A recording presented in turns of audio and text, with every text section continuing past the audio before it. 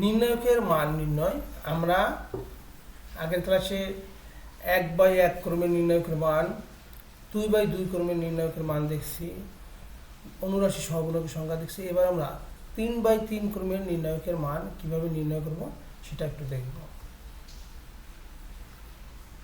আমাদের এখানে একটা নির্ণায়ক আছে, ডি হলো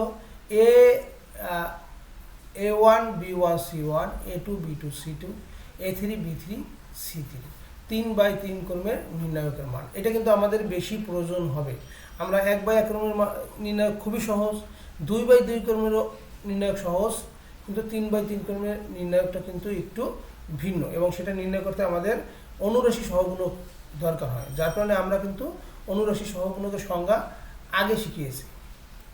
তাহলে একটা নির্ণায়ক ডি আছে এরকম, প্রথমে ওই নির্ণায়কের যে কোনো একটি সারি বা কলাম বেছে নিতে হবে। তাহলে নির্ণায়কের মান নির্ণয় করতে হলে 3/3 ক্রমের ক্ষেত্রেই আমরা দেখতেছি যে নির্ণায়কের মান নির্ণয় করতে হলে আমাদেরকে প্রথমে ওই নির্ণায়কের যে কোনো একটা সারি বা কলাম বেছে নিতে হবে।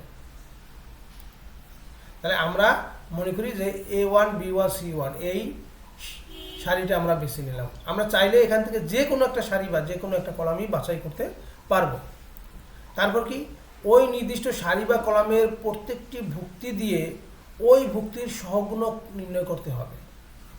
তাহলে কি দাঁড়ালো, প্রথমে আমরা কি করলাম, একটা সারি বা কলাম বাছাই করব, তারপর ওই সারি বা কলামের যে ভুক্তিগুলো আছে ওই ভুক্তিগুলোর সহগুণক নির্ণয় করব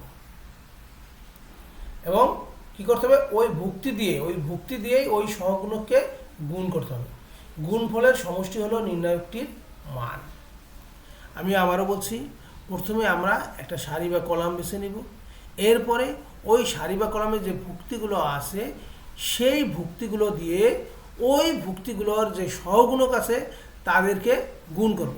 এই গুণ করার পরে তাদের সমষ্টি নির্ণয় করব। সমষ্টি নির্ণয় করলে যে মানটা পাওয়া যাবে সেটাই হবে নির্ণায়কের মান।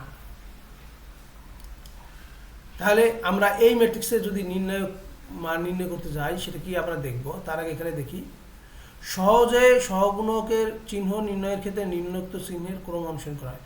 আমরা সহগুণকের চিহ্ন কিভাবে আমরা বলেছিলাম, plus minus plus minus plus minus plus, এইভাবে হবে।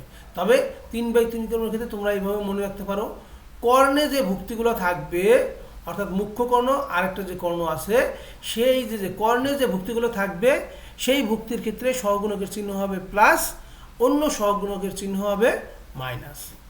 অর্থাৎ কর্ণের ভুক্তিসমূহের সহগুণকের চিহ্ন প্লাস, অবশিষ্ট ভুক্তিসমূহের সহগুণকের চিহ্ন হবে মাইনাস।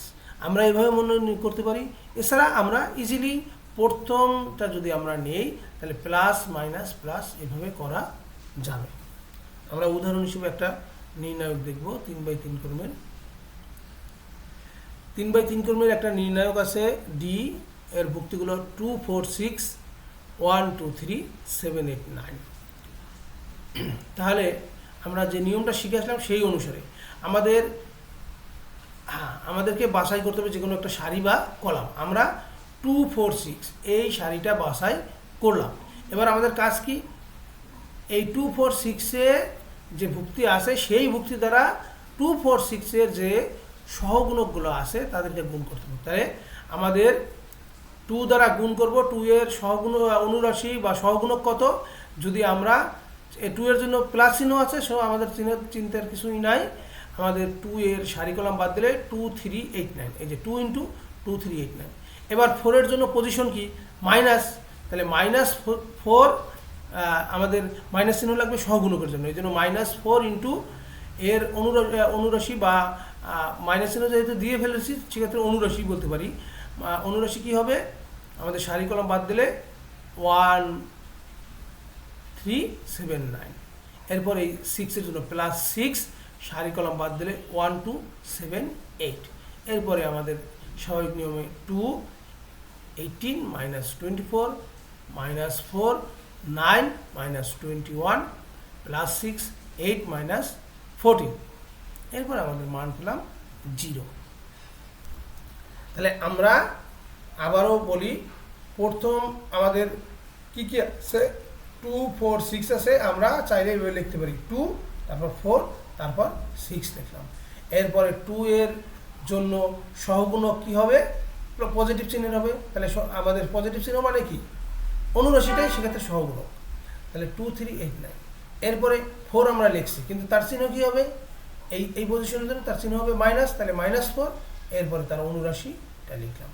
এরপর 6, যেহেতু অনুরাশি এবং সহগুণক এখানে এক পজিটিভ চিহ্নেরই, সেক্ষেত্রে 6 তো আমরা লিখছি। এখন এই 6 এর অনুরাশি কত, 6 এর অনুরাশি 1 2 7 8। তাহলে 3/3 ক্রমের ভুক্তির 3/3 ক্রমের নির্ণায়কের মান নির্ণয় করতে হলে আমাদের যে কোনো একটা সারি বা কলামকে বাছাই করতে হবে। সেক্ষেত্রে সেই ভুক্তিগুলো দ্বারা ওই ভুক্তিগুলোর সহগুণককে গুণ করে যোগ করলেই আমরা নির্ণায়কটির মান পাব।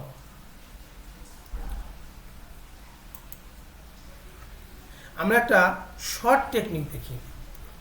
যে কোনো কর্ণ ম্যাট্রিক্স, ঊর্ধ্ব ত্রিভুজাকার ম্যাট্রিক্স এবং নিম্ন ত্রিভুজাকার ম্যাট্রিক্সের নির্ণায়কের মান প্রধান কর্ণের ভুক্তিগুলোর গুণফলের সমান। আমাদের এখানে একটা ম্যাট্রিক্স আছে, আমরা দেখি মুখ্য কর্ণের ভুক্তিগুলো ABC আছে, বাকি সব ভুক্তিগুলো কি শূন্য। সুতরাং এটা একটা কি ম্যাট্রিক্স, কর্ণ ম্যাট্রিক্স। এই নির্ণায়কের মান আমাদের বিস্তৃতি করার দরকার নাই, সরাসরি কর্ণে কে আছে, ABC আছে, তাদের গুণফলই হবে মান। এবার আরেকটা দেখি, আমরা জানি যে মুখ্য কর্ণের নিচের ভুক্তিগুলো যদি শূন্য হয় আর এদিকে যদি অশূন্য থাকে, তাহলে দেখতে একটা ত্রিভুজের মতো মনে হয়, ঊর্ধ্ব ত্রিভুজাকার। এই দেখুন ঊর্ধ্ব ত্রিভুজাকার ম্যাট্রিক্স। এক্ষেত্রে শুধুমাত্র মুখ্য কর্ণের ভুক্তিগুলোর গুণফলই হবে নির্ণায়কের মান। আবার নিম্ন ত্রিভুজাকার ম্যাট্রিক্সে যদি দেখি, সেক্ষেত্রে মুখ্য কর্ণের ভুক্তিগুলোর গুণফলই হবে ওই নির্ণায়কের মান। এটা কিন্তু খুবই সুন্দর একটা টেকনিক। এক্ষেত্রে আমাদের যদি এমসিকিউতে আসে, আমাদের এই নির্ণায়কটা নির্ণয় করতে সহজ হবে। তাহলে কি, কর্ণ ম্যাট্রিক্স, ঊর্ধ্ব ত্রিভুজাকার ম্যাট্রিক্স এবং নিম্ন ত্রিভুজাকার ম্যাট্রিক্সের নির্ণায়কের মান হবে প্রধান কর্ণের ভুক্তিগুলোর গুণফল।